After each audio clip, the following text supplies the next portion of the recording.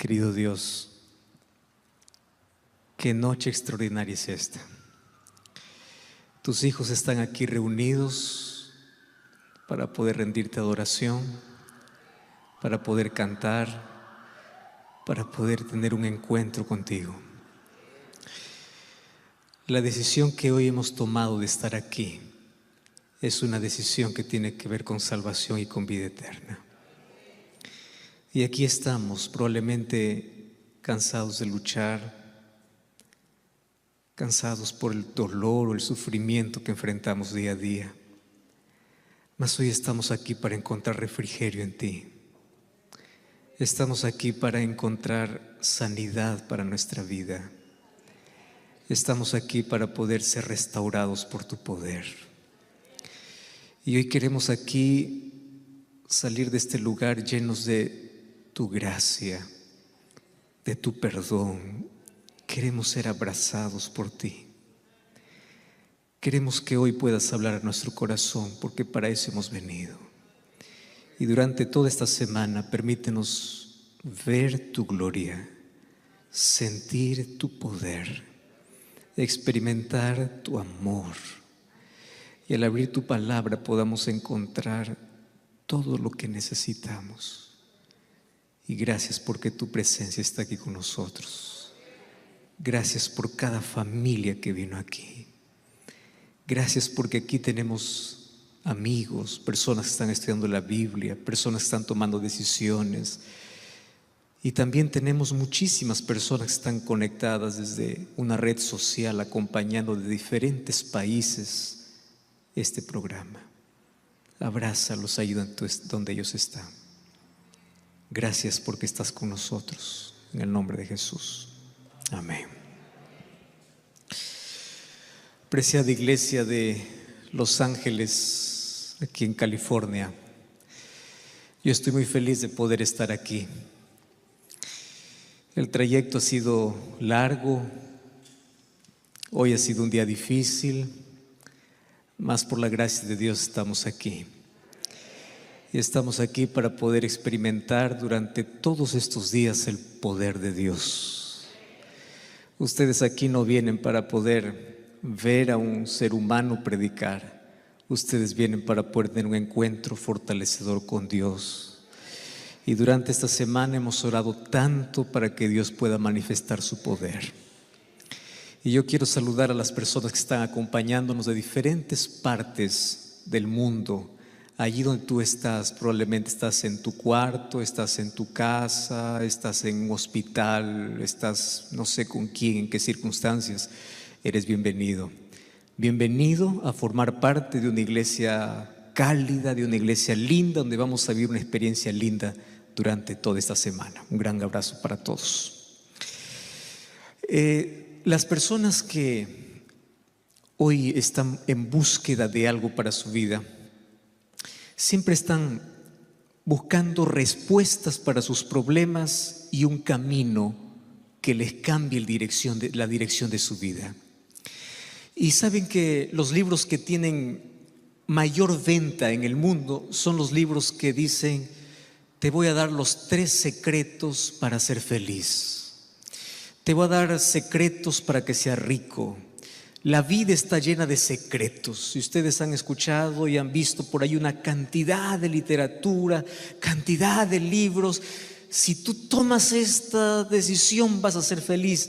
Y las personas están leyendo tanta literatura porque quieren encontrar alguna cosa para su vida.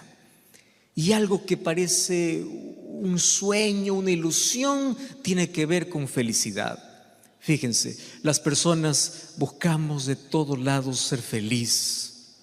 A veces tenemos que sacrificar cosas por un poco de felicidad. Las personas se juntan en matrimonio porque quieren ser felices. O sea, la felicidad es el sueño de todos. Y nos olvidamos que nosotros hemos sido creados para ser felices. Nuestro Creador colocó en nuestro corazón esa necesidad de buscar la felicidad, no para encontrarlo lejos de Él, sino para encontrarlo en Él. Y yo ya leí muchos libros, me encanta leer algunos de aquellos que te motivan y te dicen, este es el camino. Y yo encontré dos cosas interesantes que puede resumir la literatura que habla sobre felicidad. Y las dos cosas interesantes tienen que ver con decisiones y con hábitos. La vida está llena de decisiones. Tú decidiste estar aquí hoy. Esa es una decisión. Y la vida está llena de hábitos. Pero déjenme presentarles durante esta semana un camino muy simple. Un camino tan fácil, tan sencillo. Un día Jesús estaba en la ladera de un monte y una multitud se reunió y Jesús comenzó diciendo así: felices los pobres de espíritu, felices los que lloran, felices los mansos, felices los de limpio corazón, felices los que tienen hambre y sed de justicia. Jesús empezó a trazar un camino de felicidad, pero un camino de felicidad totalmente diferente a lo que estaba acostumbrados a oír la gente. Cuando hoy escuchamos de felicidad, empiezan a darnos reglas, principios, cosas que hacer. Y Jesús dice, no, la felicidad tiene un principio. Y el principio es aquel que necesita de Dios, aquel que busca a Dios, comenzó a transitar por ese camino de felicidad. Y cuando yo leo Mateo capítulo 5, ¿saben qué cosa es lo que encuentro? Que la felicidad tiene que ver con el carácter. La felicidad no tiene que ver con circunstancias. La felicidad no tiene que ver con logros.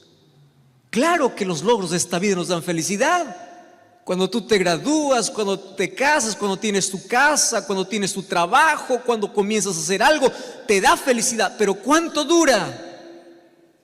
1 hora, 2 horas, 1 semana y acaba. Pero la felicidad que nunca termina tiene que ver con un carácter manso, tiene que ver con un corazón limpio, tiene que ver con la necesidad de Dios, tiene que ver con reconocimiento. Y a mí me encanta porque cuando Jesús dice bienaventurados, Jesús está hablando de el carácter que deben tener todos aquellos que son llamados para su reino. Pero saben, esta semana no vamos a hablar sobre Mateo 5. Esta semana vamos a hablar sobre el último libro de la Biblia, el libro de Apocalipsis. ¿Y qué tiene que ver el libro de Apocalipsis con la felicidad? Y esto es lo primero que hoy quiero decirles a ustedes. Apocalipsis para muchos es un libro de terror. Tanto así que las diversas películas que quieren mostrar catástrofe, que quieren mostrar guerras, que quieren mostrar alguna cosa terrorífica, ¿qué título colocan? Apocalipsis. Mas durante esta semana vamos a ver que Apocalipsis no es catástrofe. Apocalipsis es esperanza. Y como si fuese poco, Apocalipsis es un libro que habla sobre la felicidad, tanto así que en Apocalipsis durante toda esta semana vamos a encontrar 7 bienaventuranzas. 7 veces en Apocalipsis dice bienaventurados. ¿Y qué significa bienaventurado? Feliz. Durante estas noches vamos a hablar de un camino de felicidad mostrado en Apocalipsis. Y estas bienaventuranzas tienen que ver con promesas que Dios da para su pueblo, promesas que Dios da para su iglesia. Y hoy vamos a hablar por lo menos de 2 bienaventuranzas que por ser tan semejantes lo vamos a juntar en apenas una. ¿Y por qué 7? Ustedes van a ver que en Apocalipsis muchos se va a repetir la serie de 7. Van a encontrar 7 iglesias, van a encontrar 7 plagas, van a encontrar 7 trompetas, van a encontrar 7 sellos, van a encontrar 7. El número 7 se va a repetir. Porque 7 aquí representa la plenitud y la perfección de Dios. Pero más me encanta porque en Apocalipsis también encuentro 7 promesas en 7 bienaventuranzas. Y cuando hablo de Apocalipsis, yo no puedo dejar de hablar que Apocalipsis es un océano. Y ustedes saben que en el océano todos los ríos desembocan, llegan al océano. Apocalipsis es el océano donde todos los libros del Antiguo y del Nuevo Testamento, ¿saben a dónde desemboca? En Apocalipsis. Tanto así que tenemos más de 400 textos bíblicos del Antiguo Testamento allí en el libro de Apocalipsis. Por eso es que este es un libro que muchos tienen miedo de abrir. Y les voy a decir por qué. Porque cuando tú comienzas a leer Apocalipsis, tú tienes 2 opciones: o quedarte en la orilla o sumergirte. Y hay muchos que miran desde la orilla y dicen: no, yo no puedo meter, yo no puedo entender, yo no puedo entrar, y solamente se quedan en la orilla. Muchos desprecian el libro de Apocalipsis. Mas hoy tenemos el privilegio de poder sumergirnos, entrar, porque cuando entramos al libro de Apocalipsis y al encontrar el tesoro de este océano, vamos a encontrar que el personaje principal es Jesús. Y Apocalipsis capítulo 1, versículo 1 comienza diciendo así: la revelación de Jesucristo. No dice la revelación de catástrofes, no dice la revelación del mal, no dice la revelación de las bestias. Claro que habla de bestias, claro que habla de catástrofes, claro que habla de plagas, claro que habla de juicios, pero la revelación en Apocalipsis es de Jesús. Jesús es quien va a ser revelado. Es la revelación de Jesucristo. Era más o menos el año 96 de nuestra era. Allá en Roma existió un emperador llamado Domiciano. Domiciano, como los otros emperadores, odiaba tanto a los cristianos. Y tantos eran perseguidos los cristianos, que inclusive el Coliseo romano, en el día de su inauguración, sacrificaron miles de cristianos. Y esos emperadores se encargaron de matar a uno por uno a todos los discípulos de Jesús, hasta que sobraba uno que no podían silenciarlo. El último, ¿quién era? Juan. ¿Saben cuántos años tenía Juan? 90 años. ¿Hay alguien aquí de 90 años en esta reunión? Dios te bendiga. ¿Alguien más? 90. Imagínate, a los 90 años. Dice la tradición que a esa edad Juan fue lanzado a un perol de aceite hirviendo para ser muerto. Y Dios lo protegió. Yo no sé si ustedes alguna vez se han quemado con solamente un poquito de aceite que salpicó. Y esa quemadura, cómo arde, cómo duele, cómo se ampolla, cómo Dios protegió a Juan, no lo sé. Lo protegió igual que cuando Dios protegió a Daniel del foso de leones, igual como protegió a los 3 amigos de Daniel en el horno de fuego. Así lo protegió a su siervo, a su último discípulo, al discípulo amado. Entonces, como no pudo morir en un perol de aceite, la estrategia es: vamos a dejar que muera en la soledad. Y yo les quiero decir que la muerte más dolorosa, más triste que un ser humano puede experimentar es en soledad. Vamos a mandarlo allá, a la isla de Patmos, que muera solo. Y ahí está, 90 años, solamente ve un pedazo de roca, un mar embravecido que todos los días ni siquiera le deja descansar, no tiene a dónde ir. Y cuando probablemente su fe entre en mayor crisis, un día, mientras está allí, solitario, totalmente solo, angustiado, probablemente reclamando la promesa de Jesús, un día aparece Jesús, su maestro, delante de él. Y él se emociona y le dice: Señor, viniste por mí, cumpliste tu promesa.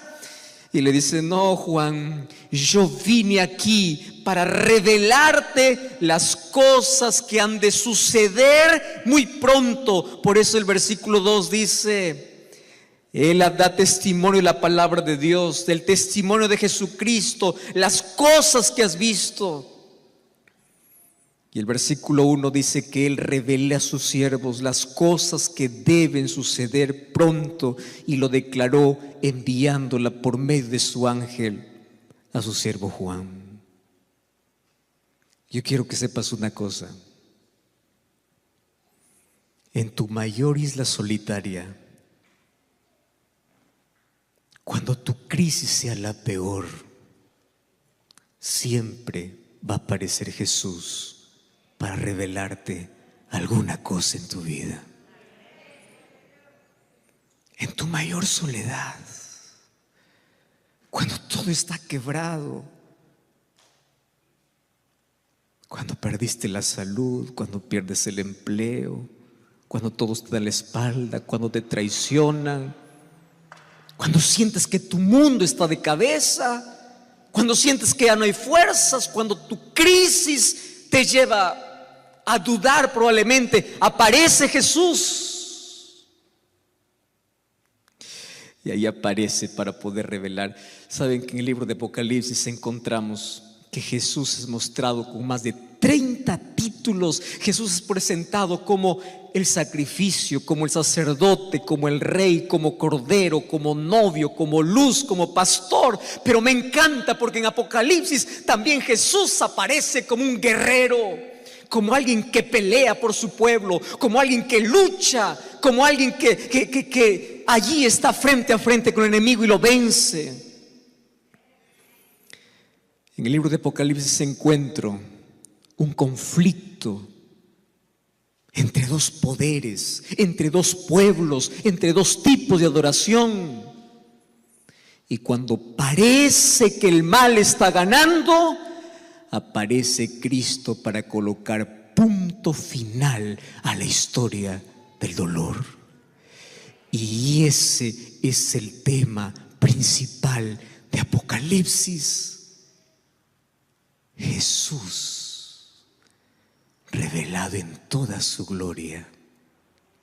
Jesús conduciendo la historia. Y Jesús viniendo para decir: acabó, la guerra terminó. Y todos aquellos que decidieron formar parte de su pueblo tienen la victoria garantizada. Antes de leer la promesa de hoy, acompáñeme a leer el versículo 4.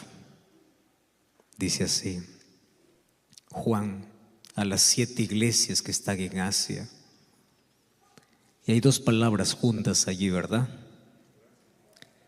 Gracia y paz, del que es, del que era y de que ha de venir, y de los 7 espíritus que están delante del trono. Aquí está haciendo referencia del Dios el Padre, de Jesucristo. Y cuando habla de los 7 espíritus, está hablando de la plenitud del Espíritu Santo, o sea, de los 3. ¿Qué cosa entregan los 3? Gracia y paz. Y aquí está mi segundo mensaje para hoy. Nadie puede tener paz si primero no recibe la gracia de Dios. ¿Ustedes ya vieron el orden aquí? Primero, ¿qué cosa viene? Gracia. ¿Y qué cosa viene después? Paz. ¿Quieres paz? Recibe la gracia de Dios. Nadie puede tener paz lejos de la gracia del Señor. Y allí hoy estudiaremos la primera bienaventuranza de Apocalipsis, versículo 3. Y hoy quiero que este templo pueda resonar con las voces de todos ustedes.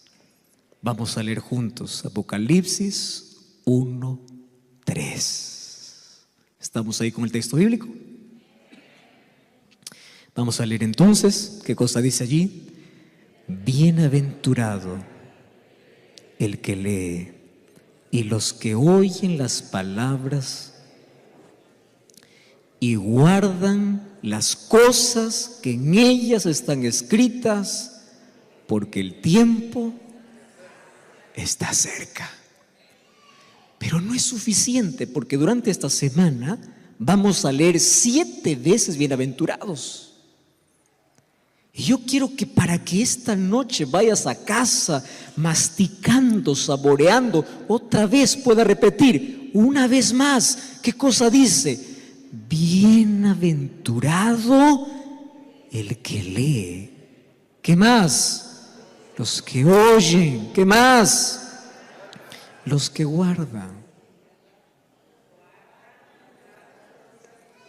Porque el tiempo está cerca. ¿Ustedes sabían que Apocalipsis 1:3 se va a repetir de manera parecida en Apocalipsis 22? Vamos a Apocalipsis 22. Apocalipsis 22, versículo 7. Cómo me encanta cuando escucho el sonido de las hojas de la Biblia. Ustedes saben que es el sonido que el diablo tiembla. Es el que ustedes están haciendo ahora. Apocalipsis 22:7. ¿Qué cosa dice ahí? Bienaventurado el que guarda las palabras de la profecía de este libro. Muy bien. Vamos a juntar entonces 2 bienaventuranzas. Bienaventurado el que lee, el que oye, el que guarda. Y otra vez, bienaventurado aquel que guarda las palabras de las profecías de este libro. ¿Por qué comienza con feliz es el que lee? Y yo quiero que ustedes puedan prestarme toda su atención aquí lo que voy a decir. Feliz el que lee y el que oye y el que guarda. ¿Por qué? Porque tú eres aquello que escuchas, aquello que ves, aquello que lees. Lo que haces tiene que ver con tus sentidos. Dios quiere impresionar nuestra mente hablando a nuestro oído. Satanás también. Dios quiere llamar nuestra atención usando nuestra visión. Satanás también.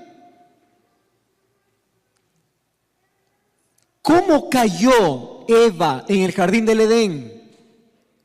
Sentidos. Eva vio, Eva escuchó, Eva tomó, Eva comió. ¿Qué cosa estoy hablando? sentidos.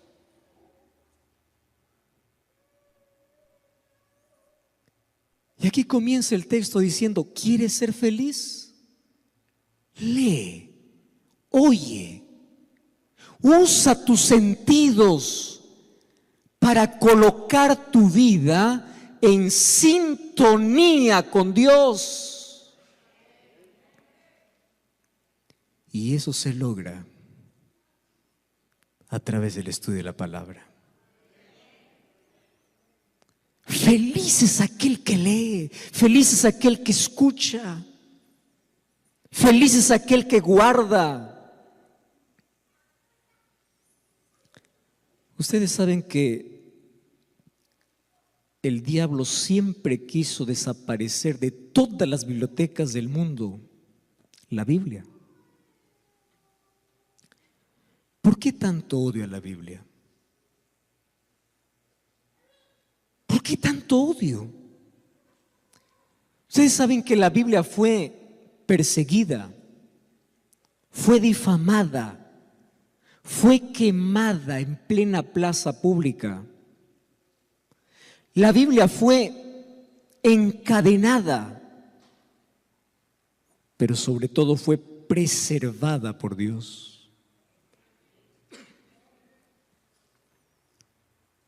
Hace mucho tiempo la Biblia fue prohibida. Voltaire, un filósofo francés y escritor y abogado, él dijo así: en 100 años el cristianismo desaparecerá y la Biblia será apenas un libro de mitología. ¿Ustedes saben qué sucedió con ese hombre? Un día murió. Y cuando él murió, todas sus casas fueron puestas en subasta. Y compraron la casa de Voltaire, ¿quiénes? Las sociedades bíblicas. El mismo hombre que dijo que en 100 años iba a desaparecer la Biblia, dentro de 100 años en su propia casa se estaban imprimiendo miles y miles de Biblias. Porque el diablo puede querer desaparecer la Biblia, Satanás querrá quitar la Biblia, pero jamás podrá conseguirlo. Solo que hoy tenemos dos maneras como el diablo está ganando terreno. Y les voy a decir cuáles son las dos maneras. Primera manera, se llama ataque a la Biblia por la cultura posmoderna. Pastor, ¿qué es eso? ¿Cómo es eso? Bueno, te explico. Interpretar a la Biblia como yo quiero. Y cada vez aparecen nuevas religiones, cada vez aparecen nuevas suposiciones, cada vez aparecen nuevas personas forzando a la Biblia a decir lo que no dice. Y lo más triste es que hoy encontramos templos llenos de personas vacías de la palabra de Dios. Templos llenos, personas vacías, cultos donde no se abre la Biblia, donde la Biblia permanece cerrada. Pero hay otro segundo ataque donde el diablo ha conseguido terreno, y es que en la casa de los cristianos la Biblia permanece cerrada.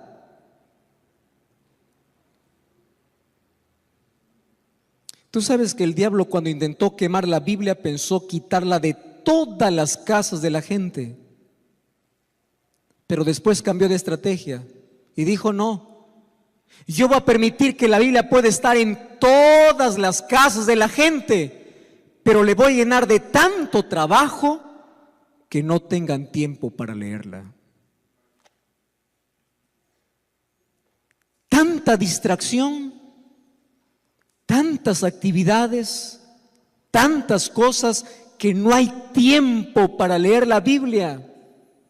Y en el nombre de Dios te digo, tú no necesitas destruir la Biblia para destruir tu fe. Basta mantener cerrada la Biblia y tu fe está siendo destruida. Y yo ya les mencioné más o menos al comienzo. El diablo no le tiene miedo a una persona que va a la iglesia. No. El diablo le tiene miedo a aquel que cuando llega de la iglesia a su casa, abre su Biblia. A ese le tiene miedo.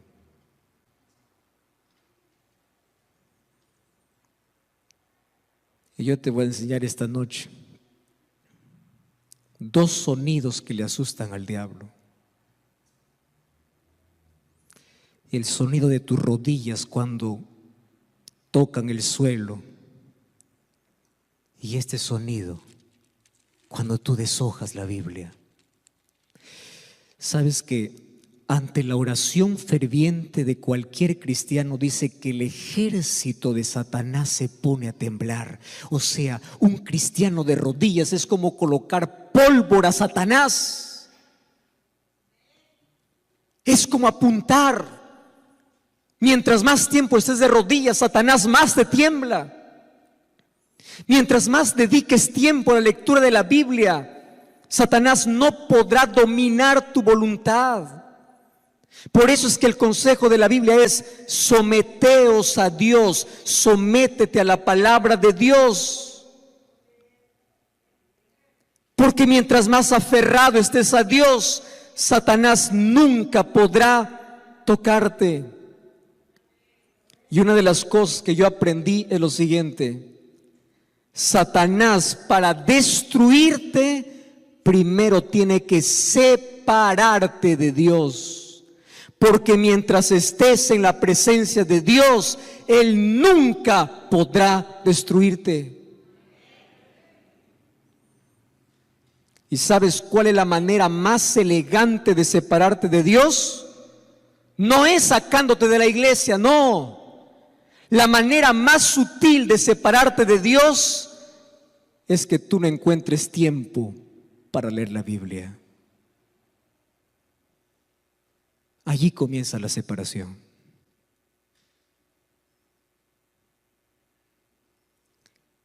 Nadie se separa de Dios de un día para otro, de la noche a la mañana.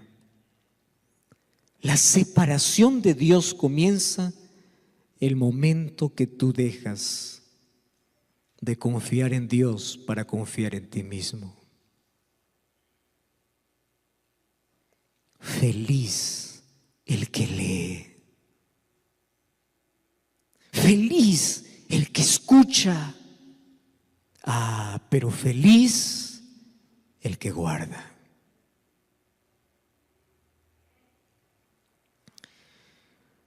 ¿Por qué el diablo tanto le da miedo que abras la Biblia? Te voy a dar hoy 8 razones por el cual el diablo tiene miedo que abras la Biblia. Y yo quiero que tú esto lo anotes aquí en tu mente. Y cada vez que tú te despiertes y digas: hoy no tengo ganas de leer la Biblia, hoy desperté desmotivado, hoy no tengo tiempo, acuérdate por lo menos una razón, una, y será suficiente. Número 1, la Biblia te saca de la oscuridad y te lleva a la luz. La Biblia te orienta. Salmo 119, 105 dice: lámpara es a mis pies tu palabra. La Biblia te evita heridas en la vida. Cuando tú vas a Lucas 11, 28 dice: felices los que leen y los que guardan, dice Jesús, su palabra. La Biblia te da consuelo y esperanza. Romanos 15, 4 dice que lo que se escribió en las Escrituras es para llenar nuestro corazón de esperanza, de consuelo que tanto necesitamos en nuestro tiempo. La Biblia nos santifica, dice Juan 17:17. La Biblia nos enseña a vencer el pecado, dice Salmo 119:11. La Biblia nos ayuda a resistir las tentaciones, dice Mateo capítulo 4. La Biblia aumenta la fe, dice Romanos 17. Pero hay algo más. ¿Tú te acuerdas de la parábola del buen sembrador? Que el buen sembrador un día salió y colocó su semilla, una parte en el camino, otra parte entre piedras, otra parte entre espinos y otra parte en tierra buena. La parábola que Jesús contó. Pero el libro de Lucas dice, mira el énfasis, la semilla, ¿qué cosa es? La palabra de Dios. Ahora, préstame atención aquí. ¿Por qué la palabra de Dios es considerada una semilla? Porque la semilla tiene vida. Yo no sé cuántos de ustedes vienen del campo, han sido agricultores o conocen el trabajo de la agricultura. Yo vengo no de la ciudad, yo crecí en el campo, allí en medio de gallinas, de pavos, sembrando arroz. Yo con mi padre cuando era niño cultivaba arroz. Yo aprendí a sacar el arroz, a cultivar, a abonar, a deshiervar, a sembrar, a cosechar, todo ese proceso. Y una de las cosas interesantes es cuando mi papá separaba más o menos unas 2 sacos allí de arroz para poder sembrar, lo remojaba allí, después lo cubría, y como esos granitos así pequeños de arroz comenzaban a reventar, y allí ¿qué cosa salía? Salió una pequeña hojita verde, y ese era el momento para poder regar allí en una poza que ya está preparada, y se lanzaba la semilla, y como ese granito tenía vida y comenzaba a crecer. La palabra tiene vida. Por eso es que cada vez que tú permites que la palabra de Dios entre en tu corazón, está implantando en ti esperanza, consuelo, vida. Tú quieres tener vida, plenitud de vida. Dedica tiempo para abrir la palabra. Lee, escucha, guarda. El diablo no quiere quitarte la vida que Dios colocó para ti. Quiere arrancar de tu vida. La palabra de Dios tiene vida. En la Biblia vas a encontrar 3,573 promesas de Dios. Una promesa para cada circunstancia. Y yo quiero compartir con ustedes un texto que a mí me llamó poderosamente la atención, y aquellos que siguen siempre los programas que yo hago, repito siempre y siempre y siempre este texto. Dice así, Felicidad Abundante, página 44. Nada mejor para fortalecer la inteligencia que el estudio de la palabra de Dios, porque ningún otro libro es tan potente para elevar los pensamientos, para dar vigor a las facultades, como las ennoblecedoras verdades de la Biblia. Si se estudiara la palabra de Dios como se debe, los hombres tendrían grandeza de espíritu, nobleza de carácter y una firmeza de propósito que no se ve en este tiempo. Un día Dios le dijo a Josué: esfuérzate y sé valiente. Y hay muchas personas que dicen: pastor, yo me esfuerzo y caigo, porque probablemente tu esfuerzo esté donde no debes esforzarte. ¿Cuál es el esfuerzo que Dios le pidió a Josué? Cuando tú vas a Josué capítulo 1 versículo 8, dice así: esfuérzate de poner en práctica las palabras de este libro. Esfuérzate en leer este libro. Tu esfuerzo tiene que ser para que cada mañana, cada día, encuentres ese espacio para poder escuchar a Dios hablándote. Y Salmos capítulo 1, versículo 3 dice: bienaventurado es el hombre que no anduvo en consejo de malos, ni estuvo en camino de pecadores, ni en silla de escarnecedores sentado, sino que en la ley de Jehová medita de día y de noche. Será como árbol plantado junto a corrientes de agua, que da su fruto a su tiempo, su hoja no cae, y todo lo que hace prosperará. ¿Quieres prosperidad? ¿Quieres que tus hojas no caigan? ¿Quieres dar fruto? ¿Quieres que tus raíces sean profundas? ¿Quieres mantenerte en pie en las crisis? ¿Quieres en los problemas, cuando la vida te sacuda, permanecer en pie? Entonces medita, escucha, guarda. ¿Y qué cosa es meditar? Meditar no es leer, es saborear, es masticar, es cantar, es memorizar. No vayas a leer la Biblia como un libro, como un periódico que lees todos los días. Voy a leer para cumplir un versículo, ya está, Señor, ya leí el texto de hoy. No. Tienes que quedarte y dile: Señor, yo no me muevo de aquí hasta que tú hables a mi corazón. ¿Qué tienes para mí hoy? Y Dios te va a hablar en la medida que tus oídos espirituales cada día se acostumbren a sintonizar la voz de Dios. Y cuando tú escuchas su voz, tú necesitas hacer lo siguiente: guardar.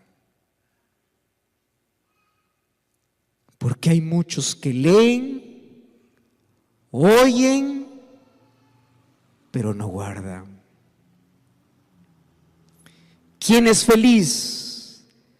Bienaventurado el que lee, los que oyen y los que guardan.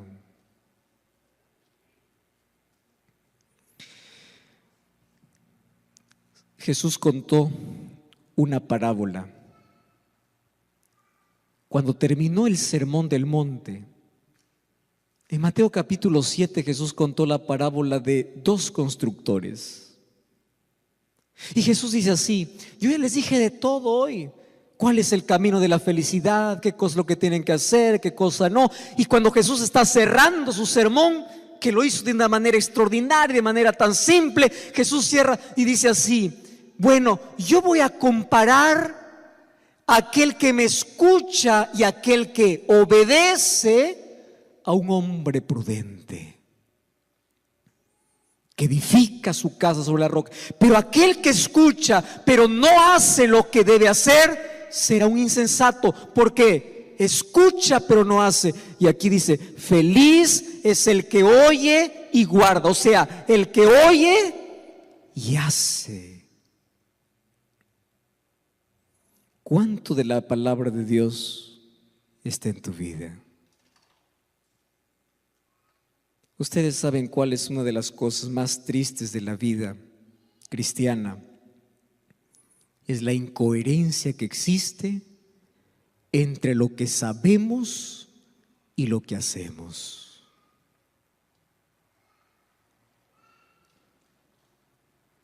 Y en esta noche yo te voy a hacer una invitación en el nombre del Señor. Escúchame aquí. La vida cada vez va a ser más difícil. A medida que avance el tiempo, mayores adversidades van a venir. Esta no es una noticia linda que te estoy dando. Cada día cada uno vive su propia lucha, cada uno vive su propio problema, nadie conoce. Cada uno vive su propio drama, pero cada vez se intensifica más. Cada vez vamos a ser más sacudidos, cada vez vamos a ser más, las adversidades van a llegar a nuestra vida. La pregunta es: ¿cómo yo podré ser feliz si conozco a Jesús? ¿Cómo yo podré ser feliz siendo cristiano en medio de tanta dificultad? ¿Es posible? Sí, cuando la palabra de Dios está sembrada en mi vida. Y una de las cosas que aprendí en la vida es que cuando tú sacas a la palabra de Dios de tu vida, las dudas comienzan a crecer. Tú quieres una respuesta para cada problema. ¿Sabes por qué quieres una respuesta para cada problema? Porque no encuentras una promesa para cada problema. Quieres una respuesta para todo lo que te sucede en la vida. ¿Sabes por qué quieres una respuesta? Porque en tu corazón no está la palabra de Dios. Y la duda comienza a crecer. Mis queridos, una de las cosas tristes que estamos viviendo hoy es que hay muchos cristianos que están intentando servir a un Dios que no conocen. Tú no puedes amar a un Dios que no conoces. Y la única manera de poder conocer la gloria, la majestad, el carácter de Dios es a través de su palabra. Por eso es que la bienaventuranza dice: feliz es el que lee, el que oye, el que guarda. Y esta noche, en el nombre del Señor, tienes que tomar una decisión. Decide ser feliz. Y esta decisión está a tu alcance. Y esta decisión se toma todos los días. Y se toma el momento cuando despiertas. Y lo primero que haces antes de ir a tus actividades es ir primero a la presencia de Dios. Y ahí dile: Señor, yo no salgo de aquí mientras yo no te escuche hablar a ti. ¿Quieres que Dios te hable en medio de un problema? Abre la Biblia. ¿Te sientes confuso en la vida? Abre la Biblia. ¿Te sientes herido? Abre la Biblia. ¿Estás enfermo? Abre la Biblia. ¿Perdiste todo? Abre la Biblia. ¿Perdiste un ser querido? Abre la Biblia. Mientras más contacto tengas con la Biblia, podrás conocer mejor al Dios a quien tú intentas servir. Y mientras más conozcas a Dios, no estarás buscando todas las respuestas, porque confías en un Dios soberano que tiene el control de todo. Dios no se olvidó de ti. No te olvides de Él. Voy a invitar a mi esposa que venga a cantar. Cuán difícil es caminar en esta vida. Cuántos problemas tenemos que enfrentar siempre. Y la pregunta es, en medio de tanta incertidumbre, ¿a quién vamos a ir? A Cristo. ¿Y cómo vamos a ir a Él? A través de su palabra. Y mientras ella canta, yo te invito para que tú, ahí donde tú estás, puedas reflexionar qué cosas tú necesitas cambiar en tu vida, qué cosas tú necesitas guardar de las que tú no estás haciendo y las que tú sabes que tienes que hacer. Pero si hasta hoy todavía no has comenzado un momento de relación con Dios diariamente, dile al Señor: Señor, a partir de hoy yo seré feliz porque voy a leer tu palabra, voy a escuchar tu palabra y voy a guardar tu palabra, porque ese es el camino que me has mostrado. Y cuando tú descubras que tu fortaleza está en Dios, podrán venir las peores y mayores adversidades de la vida. Siempre te mantendrás en pie. Siempre tendrás un motivo para continuar. Porque feliz es el que lee, el que oye y el que guarda. Voy a estar orando por ti mientras escuches esta música.